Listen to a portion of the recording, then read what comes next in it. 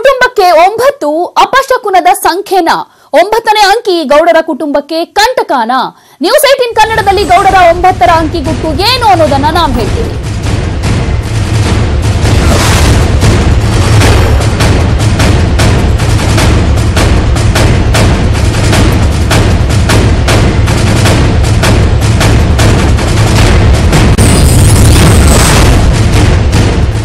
ದೇವೇಗೌಡರ ಕುಟುಂಬಕ್ಕೆ 9 ಅಪಶಕುನದ ಸಂಖ್ಯೆನ. ದೇವೇಗೌಡರ ಕುಟುಂಬಕ್ಕೆ ಇದು 9ನೇ ಸಂಖ್ಯೆ ಅನ್ನೋದು ಕಂಟಕವಾಗಿ ಪರಿಣಮಿಸುತ್ತಾ. ಹಾಗಾದ್ರೆ ಏನು ಈ 9ರ ಅಂಕಿಯ ಗುಟ್ಟು ಅನ್ನೋದ್ರ ಬಗ್ಗೆ ನ್ಯೂಸ್ 18 ಕನ್ನಡ ಆ ಗುಟ್ಟನ್ನ ರಟ್ಟು ಮಾಡ್ತಾ ಇದೆ. ಸಂಖ್ಯಾಶಾಸ್ತ್ರದ ಪ್ರಕಾರ ಈ ಸಲ ಗೌಡರಿಗೆ ಸೋಲಂತೆ. ಶಾಸ್ತ್ರ ನಂಬುವ ಗೌಡರ ಕುಟುಂಬಕ್ಕೆ ಸಂಖ್ಯಾಶಾಸ್ತ್ರವೇ ಕಂಟಕವಾಗಿ ಪರಿಣಮಿಸಿದೆಯಂತೆ. ನ್ಯೂಸ್ 18 ಕನ್ನಡದಲ್ಲಿ ಗೌಡರ 9ರ ಅಂಕಿ ಗುಟ್ಟನ್ನ ನಾವು ಹೇಳ್ತಾ ಇದ್ದೀವಿ. ಗೌಡರಿಗೆ 9 ಸಂಖ್ಯೆ ಅಪಶಕುನವಾಗಿ ಪರಿಣಮಿಸ್ತಾ ಇದೆ ಅನ್ನುವಂತ ವಿಚಾರ. ಯಾಕಂದ್ರೆ 1989ರಲ್ಲಿ ದೇವೇಗೌಡರಿಗೆ ಸೋಲಾಗಿತ್ತು. ಹಾಗೇನೆ 1999ರಲ್ಲೂ ದೇವೇಗೌಡರು ಸೋಲನ್ನ ನೋಡಿದ್ರು. ಈಗ 2019ರಲ್ಲೂ ಗೌಡರಿಗೆ ಸೋಲು ಗ್ಯಾರಂಟಿ ಅನ್ನುವಂತ ವಿಚಾರ ಇದು. ಯಾಕಂದ್ರೆ 9 ಅನ್ನುವಂತ ಅಂಕಿ ಗೌಡರ ಕುಟುಂಬಕ್ಕೆ ಕಂಟಕವಾಗಿ ಪರಿಣಮಿಸಿದ್ಯಾ, ಅಪಶಕುನದ ರೀತಿಯಲ್ಲಿ ಕಾಡ್ತಾ ಇದೆಯಾ ಅನ್ನೋದಕ್ಕೆ 1989 ಹಾಗೆ 1999ರಲ್ಲೂ ಕೂಡ ದೇವೇಗೌಡರು ಸೋಲನ್ನ ನೋಡಿದ್ರು. ಹೀಗಾಗಿ 2019ರಲ್ಲೂ ಕೂಡ ಗೌಡರಿಗೆ ಸೋಲಾಗುತ್ತೆ ಅನ್ನುವಂತಹ ಮಾತು ಕೇಳಿ ಬರ್ತಾ ಇದೆ. ಯಾಕಂದ್ರೆ ಶಾಸ್ತ್ರ ಸಂಪ್ರದಾಯ ಇದನ್ನೆಲ್ಲ ಜಾಸ್ತಿ ದೇವೇಗೌಡರು ನಂಬ್ತಾರೆ.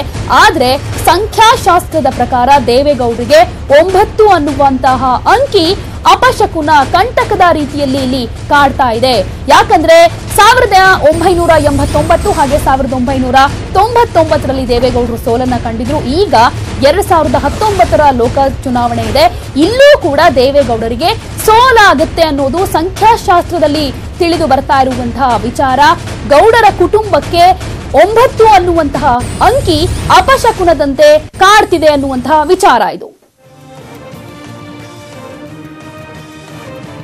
ಈ 9ರ ಗುಟ್ಟಿನ ಬಗ್ಗೆ ಮಾಜಿ ಸಚಿವ ಎ ಮಂಜು ಏನ್ ಹೇಳಿದ್ದಾರೆ ಕೇಳೋಣ.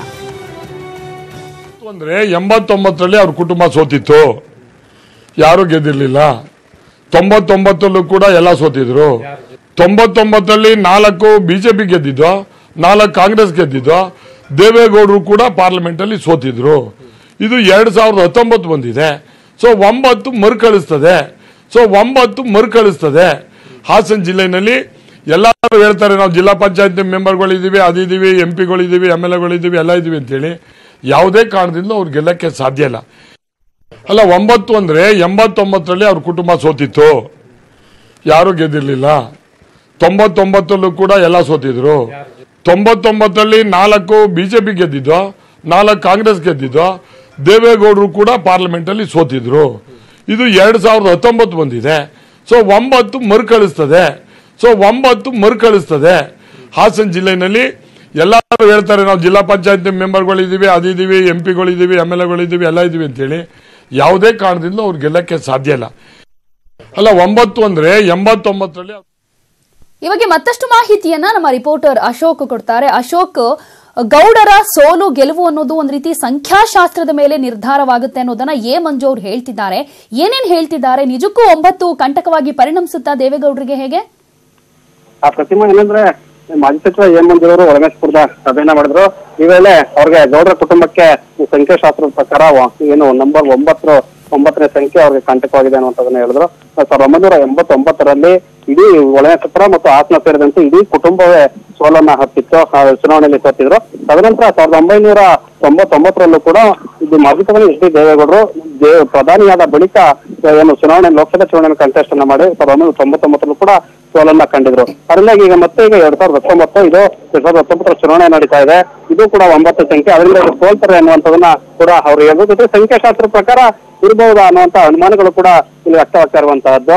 ಅಂದ್ರೆ ಈಗಾಗಲೇ ಹಾಸನ ಜಿಲ್ಲೆಯಲ್ಲಿ ನಾನು ಸ್ಪರ್ಧೆನ ಮಾಡಲ್ಲ, ನನ್ನ ಮೊಮ್ಮಗ ಪ್ರಜ್ವಲ್ ರೇವಣ್ಣನೇ ಅಭ್ಯರ್ಥಿ ಅನ್ನುವಂಥದನ್ನ ಘೋಷಣೆಯನ್ನು ಮಾಡಿದ್ರು. ಪ್ರಜ್ವಲ್ ರೇವಣ್ಣನಿಗೆ ಅಭ್ಯರ್ಥಿಯಾಗಿ ಇಡೀ ಜಿಲ್ಲೆಯಾದ್ಯಂತ ಏನು ಪಕ್ಷ ಸಂಘಟನೆ ತೊಡಗಿದ್ದಾರೆ, ಮತ ಪ್ರಚಾರವನ್ನು ಮಾಡ್ತಿದ್ದಾರೆ. ಅದರಿಂದಾಗಿ ಈಗ ಏನು ದೇವೇಗೌಡರು ಸ್ಪರ್ಧೆ ಮಾಡಬೇಕು ಅಂತ ಕೆಲ ಕಾಂಗ್ರೆಸ್ ಕಾರ್ಯಕರ್ತರು ಮತ್ತು JDS ನ ಒತ್ತಾಯ ಇತ್ತು. ಅದರಿಂದಾಗಿ ಇಡೀ ಜಿಲ್ಲೆಯಲ್ಲಿ ಒಂದ್ ರೀತಿ ಗೊಂದಲ ಉಂಟಾಗಿರುವಂತಹದ್ದು. ಈಗ ದೇವೇಗೌಡರು ಮತ್ತೆ ನಿಲ್ತಾರಾ ಅಥವಾ ಪ್ರಜ್ವಲ್ ರೇವಣ್ಣವರೇ ನಿಲ್ತಾರ ಅನ್ನುವಂಥದ್ದು. ಪ್ರಜ್ವಲ್ ರೇವಣ್ಣವರು ಗೆಲುವನ್ನ ಸಾಧಿಸ್ತಾರ. ದೇವೇಗೌಡರಿಗಾದ್ರೆ ಕ್ಷೇತ್ರದಲ್ಲಿ ಹಿಡಿತಾ ಇತ್ತು. ಅವ್ರು ಪ್ರಜ್ವಲ್ ರೇವಣ್ಣ ಇದೇ ಮೊದಲ ಬಾರಿಗೆ ಏಕಾಏಕಿ ಲೋಕಸಭೆ ಚುನಾವಣೆಗೆ ಏನು ಸ್ಪರ್ಧೆಯನ್ನ ಮಾಡ್ತಿದ್ದಾರೆ. ಅದರಿಂದಾಗಿ ಅವರಿಗೆ ರಾಜಕೀಯ ಅನುಭವ ಇಲ್ಲ ಅನ್ನುವಂತ ಮಾತುಗಳು ಕೂಡ ಕೇಳಿ ಬರ್ತಾ ಇದೆ. ಮತ್ತೊಂದ್ ಕಡೆ ಮಾಜಿ ಪ್ರಧಾನಿ ದೇವೇಗೌಡರ ಅಭಿಮಾನಿಗಳು ಮತ್ತು ಅವರ ಕಾರ್ಯಕರ್ತರು ಕೂಡ ಏನು ಗ್ರಾಮಗಳಲ್ಲೇ ಇಡೀ ಹಾಸನ ಜಿಲ್ಲೆ ಎಲ್ಲಾ ಹಳ್ಳಿಗಳಲ್ಲೂ ಕೂಡ ಅವರ ಏನು ಅಭಿಮಾನಿಗಳು ಮತ್ತು ಅವರ ಮತದಾರರು ಸಾಂಪ್ರದಾಯಿಕ ಮತದಾರರು ಇದ್ದಾರೆ. ಅದರಿಂದಾಗಿ ಅವರು ಇದ್ರೆ ಅನುಕೂಲ ಆಗೋದು ಅನ್ನುವಂತ ಮಾತುಗಳು ಕೂಡ ಕೇಳಿ ಬರ್ತಾ ಇದೆ.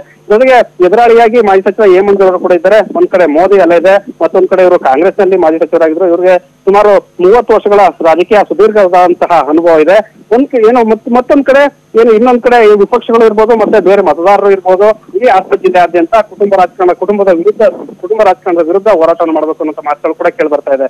ಅಂದ್ರೆ ಕುಟುಂಬದ ವಿರುದ್ಧ ನನ್ನ ಹೋರಾಟ ಅಂತ ಈ ಮಾಜಿ ಸಚಿವ ಹೇಮಂತ್ ಕೂಡ ದೇವೇಗೌಡ ಕುಟುಂಬದ ವಿರುದ್ಧ ಒಂದು ವಾಗ್ದಾನ ನಡೆಸಿದರೆ. ಕಾಂಗ್ರೆಸ್ನ ಅಲಯನ್ಸ್ ನಲ್ಲಿ ಹಿಂದೆ ಕೂಡ ದೇವೇಗೌಡರು ಕೂಡ ಕಾಂಗ್ರೆಸ್ನ ಏನೋ ಸಹಮತದಿಂದ ಕಾಂಗ್ರೆಸ್ ನಿಂದ ಪ್ರಧಾನಿಯಾದ್ರು. ಮತ್ತೆ ಅವ್ರ ಮಗ ಕುಮಾರಸ್ವಾಮಿ ಕೂಡ ಕಾಂಗ್ರೆಸ್ನ ಬೆಂಬಲದಿಂದ ಈಗ ಏನು ಸಿಎಂ ಆಗಿದ್ದಾರೆ. ಮತ್ತೆ ಕಾಂಗ್ರೆಸ್ ಸಮ್ಮಿಶ್ರ ಸರ್ಕಾರದಲ್ಲಿ ತಮ್ಮ ಮೊಮ್ಮಕ್ಕಳನ್ನ ಬೆಳೆಸಕ್ಕೆ ಇವರು ಮುಂದಾಗಿದೆ ಅನ್ನುವಂತ ಮಾತುಗಳನ್ನ ಕೂಡ ಕೇಳಿದ್ದಾರೆ. ಇದರಿಂದ ಒಟ್ಟಾರೆಯಾಗಿ ಎಲ್ಲಾ ಈ ಅಂಶಗಳನ್ನ ನಾವು ನೋಡುವಂತಾದ್ರೆ ಸಂಖ್ಯೆ 9 ದೇವೇಗೌಡರ ಕುಟುಂಬಕ್ಕೆ ಒಂದು ಕಂಟಕಪ್ರಾಯವಾಗಿದೆಯಾ ಅನ್ನೋಂತ ಮಾತುಗಳು ಕೂಡ ಕೇಳಿ ಬರ್ತದೆ. ಜೊತೆಗೆ ಈಗ ಅನುಮಾನಗಳು ಕೂಡ ಒಂದು ರೀತಿ ವ್ಯಕ್ತವಾಗಿದೆ. 1989 ಚುನಾವಣೆ ಮತ್ತು 1999 ಚುನಾವಣೆ ಎರಡೂ ಚುನಾವಣೆಯಲ್ಲಿ ಸೋಲ್ತಿರೋದ್ರಿಂದ 2019 ಚುನಾವಣೆ ಏನಾಗಬಹುದು ಅನ್ನುವಂತ ಭಾರಿ ಕುತೂಹಲವನ್ನ ತಿಳಿಸಿದೆ. ಧನ್ಯವಾದ ಅಶೋಕ್. ಅಲ್ಲ 9 ಅಂದ್ರೆ 89ರಲ್ಲಿ ಅವ್ರ ಕುಟುಂಬ ಸೋತಿತ್ತು, ಯಾರು ಗೆದ್ದಿರ್ಲಿಲ್ಲ. 99 ಕೂಡ ಎಲ್ಲ ಸೋತಿದ್ರು. 99ರಲ್ಲಿ 4 ಬಿಜೆಪಿ ಗೆದ್ದಿದ್ದು, 4 ಕಾಂಗ್ರೆಸ್ ಗೆದ್ದಿದ್ದು. ದೇವೇಗೌಡರು ಕೂಡ ಪಾರ್ಲಿಮೆಂಟ್ ಅಲ್ಲಿ ಸೋತಿದ್ರು. ಇದು 2019 ಬಂದಿದೆ.